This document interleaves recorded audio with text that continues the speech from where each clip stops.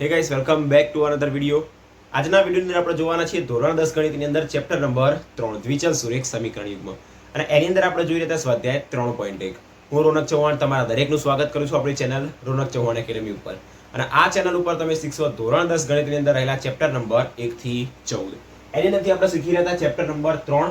આજે આપણી પાસે ચોથા નંબરનો વિડિયો અને આજના વિડિયોનો આપણો ટોપિક રહેવાનો છે સ્વાધ્યાય 3.1 ની અંદર રહેલ દાખલા નંબર 4 અને દાખલા નંબર 5। આ બે દાખલા એક્ઝામ માટે બહુ જ ઇમ્પોર્ટન્ટ રહેવાના છે કે જે 1 માર્ક્સની અંદર એમસીક્યુ ની અંદર આપણને પૂછી શકે।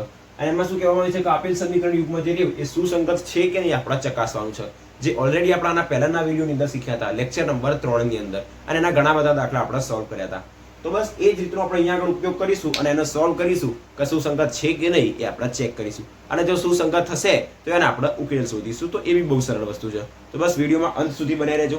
સ્ટાર્ટ કરીએ દાખલા નંબર 4 થી એની શરૂઆત કરીએ અને એની અંદર આપણને પહેલા નંબરનો દાખલો જોઈએ કે જેમાં આપણને બે સમીકરણો આપેલા છે। એમાં કહેવામાં આવે છે કે x + y = 5 અને બીજા નંબરની અંદર આપણને કહેવામાં આવે છે કે 2x + 2y = 10। 2x + 2y = 10। તો સમીકરણ યુગ્મ પહેલા તો સુસંગત છે કે નહીં એ આપણે જો ચેક કરવું હોય તો એના માટે આપણી પાસે ત્રણ જે વસ્તુ રહી શરતો છે કે જેની અંદરથી આપણે a1 * b1 b2 અને c1 c2 નો ગુણોત્તર નક્કી કરીશું। જો a1 * b1 b2 નો ગુણોત્તર સરખો આવે અને c1 c2 નો ગુણોત્તર અલગ આવે તો એની રેખાઓ કેવી મળશે? સમાંતર મળશે, મતલબ એના કોઈ ઉકેલ નહીં મળે અને સમીકરણ યુગ્મ સુસંગત નહીં હોય। બીજા નંબરની અંદર આપણી પાસે કહી શકાય કે a1/a2 ≠ b1/b2 અને ≠ c1/c2 હોય તો એ છેદતી રેખાઓ મળે। છેદતી રેખાઓ મળે મતલબ એનો અનન્ય ઉકેલ હોય, એક જ ઉકેલ હોય, અને એક ઉકેલ મળે તો એ સુસંગત કહેવાશે। અને જો ત્રણે ત્રણ ગુણોત્તર સરખા હોય, a1 * b1 b2 c1 c2 ત્રણેયના ગુણોત્તર સરખા હોય તો એની રેખાઓ આપણને કેવી મળે? સંપાતી, મતલબ એના અનંત ઉકેલ મળે અને સમીકરણ યુગ્મ સુસંગત કહેવાશે। ઓકે, જો તમે આગળનો વિડીયો જોયો હશે તો આની અંદર હું જેટલું બી બોલ્યો તમને કમ્પ્લીટ આઈડિયા આવી ગયો છે। અને ચોપડીની અંદર પેજ નંબર 23 ઉપર આપણને એક કોષ્ટક આપેલું છે કે જે મોસ્ટ ઇમ્પોર્ટન્ટ રહેતું હોય છે। તમે પેપર ખોલશો તો પહેલો જ ક્વેશ્ચન તમને એની અંદરથી મળી શકે છે।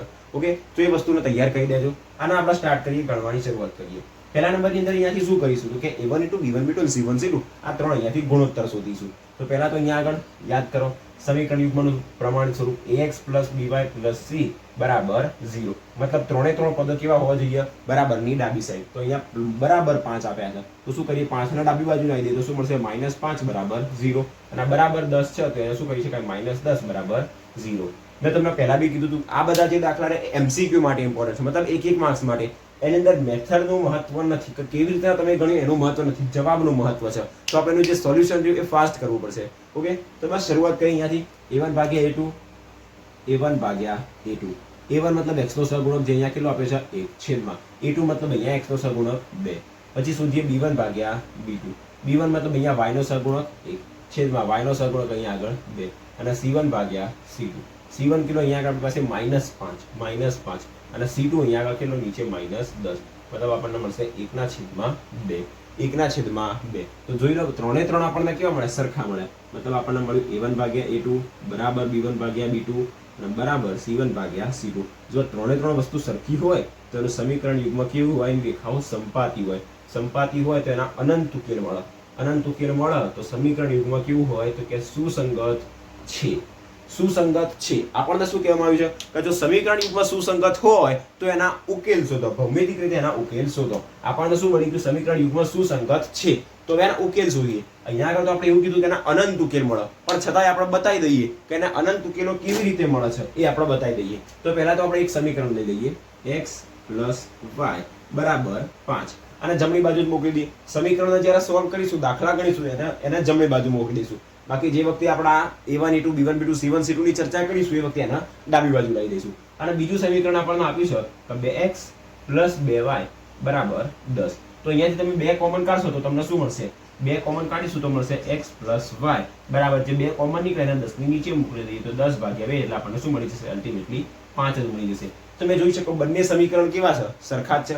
તો તેથી અહીંયાથી આપણે આ વસ્તુ લખીએ કે આ વસ્તુ લખીએ એનાથી કોઈ ફરક પડવાનો નથી। અહીંયાથી y ના કરતા બનાવીએ તો y બરાબર શું મળે? તો કે 5 + x ના જમણી બાજુ મોકલી દઈએ તો -1। તો y બરાબર આપણને શું મળ્યું? કે 5 - x મળ્યું। હવે અહીંયા આગળ તમે સમજો, હું x ની જગ્યાએ 1 મૂકું તો y બરાબર મને 4 મળશે। હું x ની જગ્યાએ 0 મૂકું તો મને y બરાબર 5 મળશે।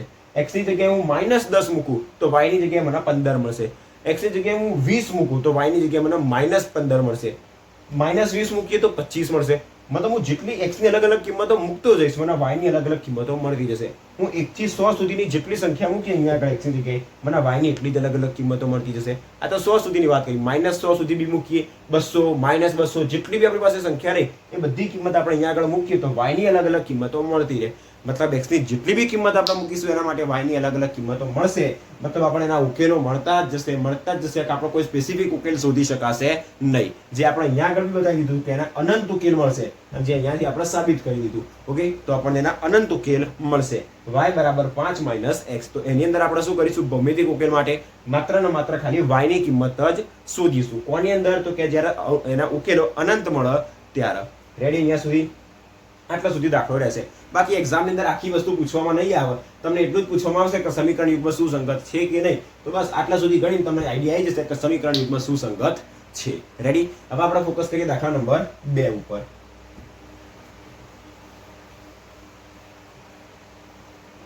દાખલા નંબર 2 એની અંદર આપણને બે સમીકરણ આપેલા છે, એને લખીએ.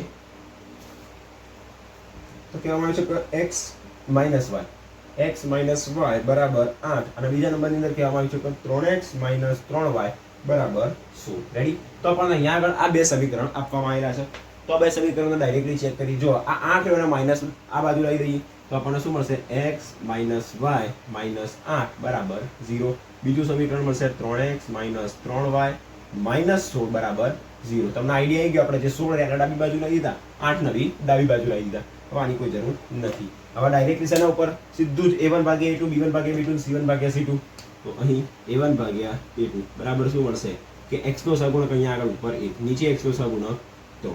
પછી આવશે અહીંયા y નો સહગુણક -1, y મતલબ b1. યાદ રાખજો અહીંયા આગળ -y આપેલું નહીં, મતલબ માઇનસ તો ખરી પણ -1y ગણાશે. તો b1 -1 મળશે, સોરી નીચે b2 એ કેટલો મળશે? -3. ઉપરથી નીચેથી માઇનસ પ્લસ થઈ જશે તો 1/3 મળશે. અને c1/c2 જે આપણને કેટલો મળશે? અહીંયા -8 અહીંયા -16 તો -8/-16 8 દુ થશે 16 તો 1/2 માઇનસ પ્લસ થઈ જશે. હવે ચેક કરીએ તો એના ગુણોત્તરમાં 1/3 1/3 અને 1/2 મતલબ અહીંયા આગળ a1 a2 b1 b2 નો ગુણોત્તર સરખો છે પણ ત્રીજો ગુણોત્તર અલગ છે. હવે યાદ કરો જો a1/a2 બરાબર b1/b2 not equals to c1/c2 હોય તો સમીકરણ યુગ્મની રેખાઓ કેવી મળે? સમાંતર મળે. કેવી મળે? સમાંતર મળે. જો એ સમાંતર મળે તો યાદ કરો, જોઈ લો અહીંયા આગળ જો આવી રીતે સમાંતર હોય તો ક્યારેય આગળ જઈ જાય પણ એકબીજાને છેદ નહીં, મતલબ એના કોઈ ઉકેલ ના મળે. જો ઉકેલ ના મળે તો સમીકરણ યુગ્મ સુસંગત કહેવાય નહીં, તો સુસંગત નથી. જો સુસંગત ના હોય તો ઉકેલ ના હોય તો કોઈ ઉકેલ શોધવાની જરૂર પણ નથી. તો આટલા સુધી આપણે યાદ રાખવાનું કે સમીકરણ યુગ્મ સુસંગત નથી. આનો દાખલો પૂરો થઈ જશે. આગળ જોઈએ દાખલા નંબર 3.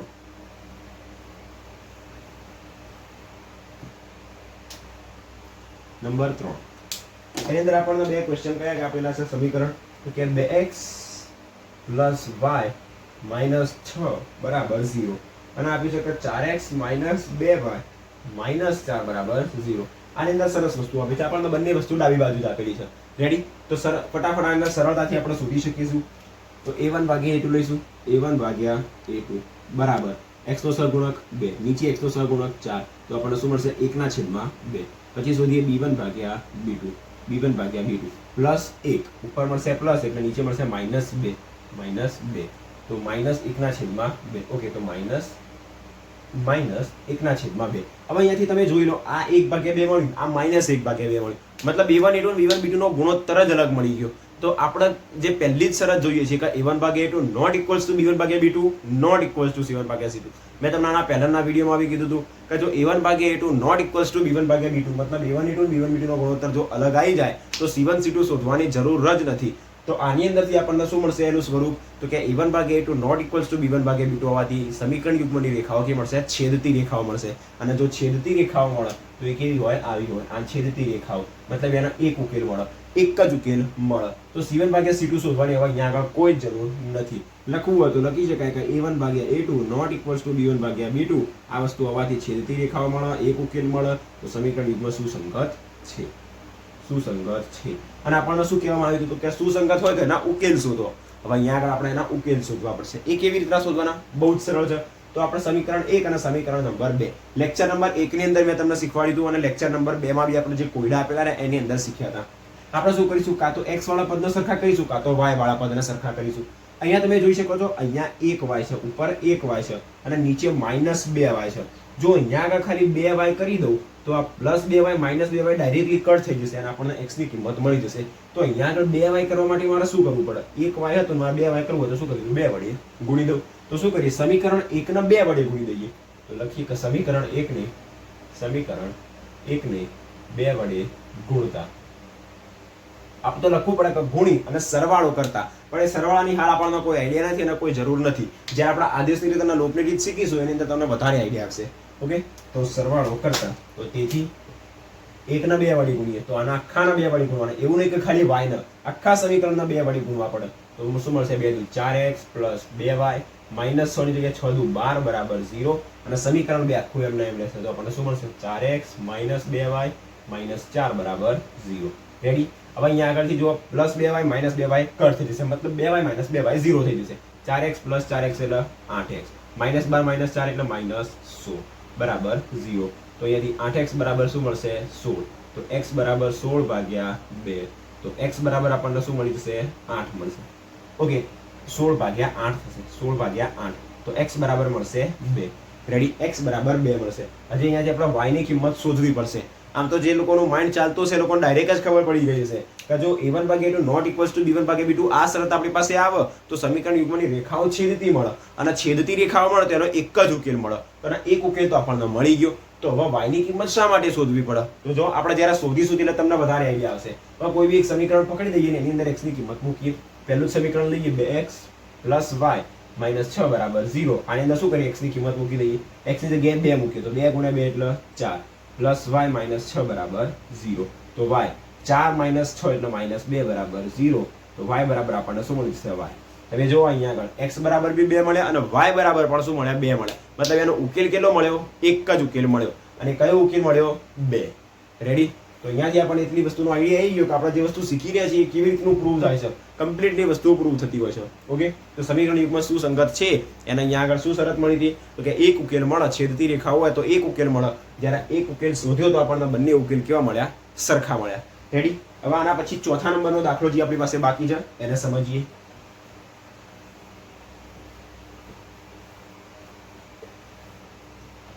નંબર 4 લઈએ. એની અંદર આપણને બે સમીકરણ આપેલા છે. 2x - 2y - 2. 2x - 2y - 2 બરાબર 0. અને બીજા નંબરની અંદર આપ્યું છે 4x - 4y - 5 બરાબર 0. ઓકે, દરેકના આ રીત આવડી ગઈ છે તો આ દાખલો કામ કરો, તમે જાતે ટ્રાય કરો અને હું તમને એનથી બી ફાસ્ટ ડાયરેક્ટ ટેકનિક શીખવાડી દઉં. જો અહીંયા આગળ 2/4 એટલે આપણને શું મળશે? 1/2. બીજા નંબર -2 ભાગ્યા -4 તો માઇનસ કરતી જશે અને 2/4 એટલે આપણને મળશે 1/2 અને -2 ભાગ્યા -5 એટલે આપણને મળશે 2/5.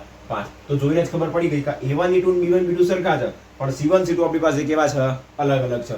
મતલબ આપણને એની રેખાઓ કેવી મળશે? કે સમાંતર મળશે. જો રેખાઓ સમાંતર મળે તો ઉકેલ ના મળે, ઉકેલ ના મળે તો સુસંગત નથી. રેડી? 10 સેકન્ડની અંદર આપણો દાખલો સોલ્વ કરી દીધો. 10 જ સેકન્ડની અંદર. અને એક્ઝામની અંદર આવા જ 10 સેકન્ડમાં આપણે 10 દાખલા સોલ્વ કરવાના. એટલે ટોટલ 100 મિનિટની અંદર 10 દાખલા સોલ્વ થાય. ઓકે, 10 સેકન્ડમાં 10 દાખલા નહીં, 10 સેકન્ડમાં એક દાખલો સોલ્વ કરવાનો. રેડી? તમને કમ્પ્લીટ આઈડિયા આવી ગયો. a1/a2 b1/b2 c1/c2 સમીકરણ આપેલું હતું, ડાયરેક્ટલી એની અંદર અને અંદર જ આપણે એને સોલ્વ કરી દીધા. તો બે વસ્તુ સરખી તો સમાંતર, સમાંતર હોય તો સુસંગત નથી. રેડી? આપણો દાખલા નંબર 4 અહીંયા આગળ પૂરો થઈ ગયો. આપણે દાખલા નંબર 5 જોઈએ, જેની અંદર એક નાનો કોયડો આપ્યો છે. જો એક્ઝામની અંદર પૂછવું હોય તો 2 માર્ક્સની અંદર આપણને પૂછી શકે.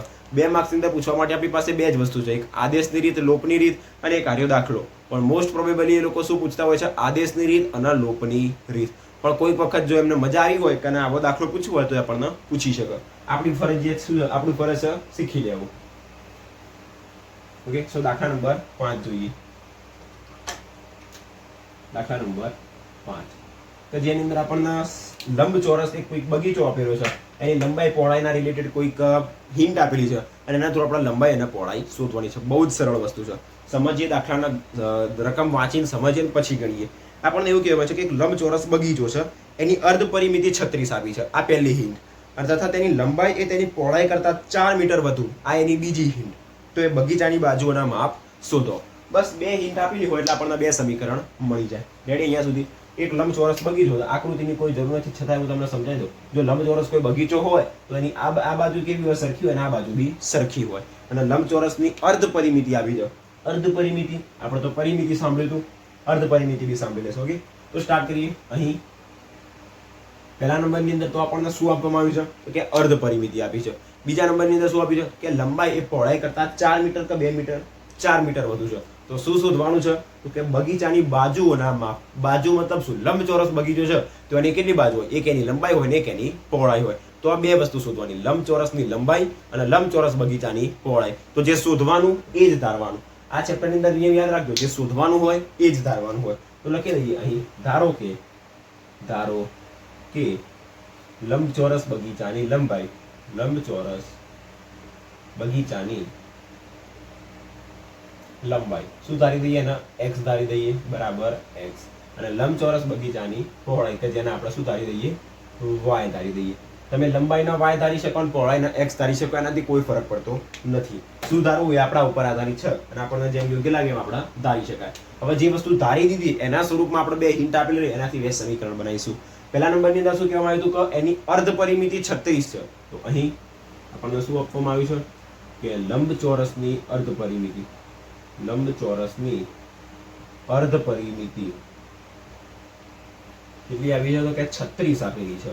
દરેકને યાદ હશે અર્ધ પરિમિતિને આપણે ભૂલી જઈએ. પરિમિતિનું સૂત્ર યાદ છે કે આપણી પાસે લંબચોરસની પરિમિતિનું સૂત્ર શું? તો કે 2 લંબાઈ હોય 2 પહોળાઈ હોય, એટલે 2 ગુણ્યા લંબાઈ પ્લસ પહોળાઈ. ઓકે, તો લંબચોરસની અર્ધ પરિમિતિ ભૂલી જઈએ અને પરિમિતિનું સૂત્ર લખીએ તો શું થતું હતું કે 2 ગુણ્યા લંબાઈ પ્લસ પહોળાઈ, લંબાઈ પ્લસ પહોળાઈ. આ શું થઈ ગયું? પરિમિતિનું સૂત્ર. હવે આપણને અર્ધ પરિમિતિ કીધી છે તો એના ભાગ્યા 2 કરી દઈએ. તો આ સૂત્ર કોનું થઈ જશે તો કે અર્ધ પરિમિતિનું ભાગ્યા 2 એટલે અડધું થઈ ગયું અને બરાબર થઈ જશે 36. રેડી? અહીંયા સુધી ઉપર નીચે 2 2 કટ થઈ જશે. તો તેથી આપણને શું મળશે? લંબાઈ પ્લસ પહોળાઈ બરાબર 36. હવે જો લંબાઈ કેટલી છે આપણી પાસે તો કે x પ્લસ પહોળાઈ કેટલી છે તો કે y, અને બરાબર આપણને શું મળશે? 36. આ થઈ ગયું આપણું સમીકરણ નંબર 1.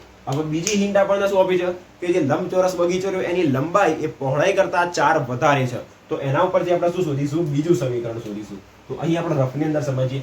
આપણને શું કહેવામાં આવ્યું છે કે એની જે લંબાઈ રહી એ લંબાઈ બરાબર, લંબાઈ કેટલી છે તો કે પહોળાઈ કરતા 4 વધારે, મતલબ લંબાઈ બરાબર પહોળાઈ કરતા 4 વધારે.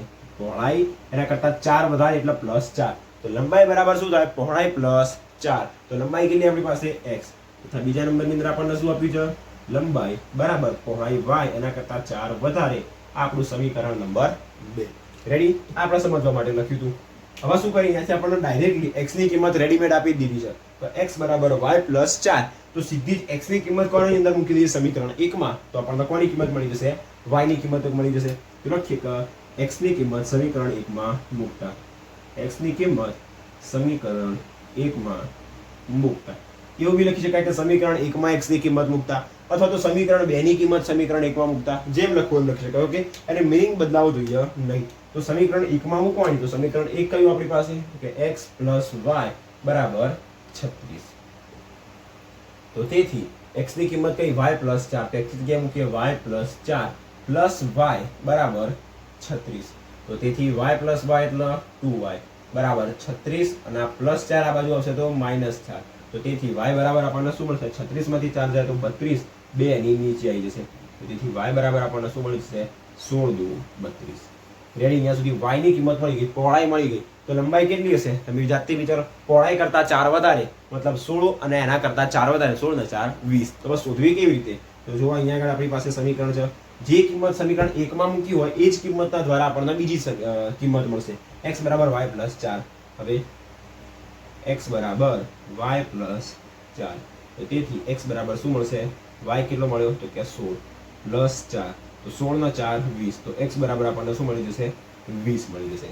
રેડી? તો x બરાબર 20 ને y બરાબર 16. આપણને શું કહેવામાં આવ્યું? તેની લંબાઈ અને પહોળાઈ શોધો. તો નીચે લખી દેવાની કે તેથી લંબચોરસ બગીચાની, તેથી લંબચોરસ બગીચાની લંબાઈ બરાબર 20 કે જે આપણે x ધાર્યા હતા, અને લંબચોરસ બગીચાની પહોળાઈ કે જેને આપણે શું ધાર્યા હતા? y, અને એના બરાબર મળી ગયા 16. અહીંયા આગળ આપણો દાખલો શું થશે? પૂરો થશે. કમ્પ્લીટ. જો આ દાખલો પૂછાય તો બસ સેમ ટુ સેમ અહીંયાથી દાખલો સ્ટાર્ટ કરવાનો અને અહીંયા સુધી દાખલાના ગણવાનું, એટલે પૂરા માર્ક્સ આપણને મળી જાય.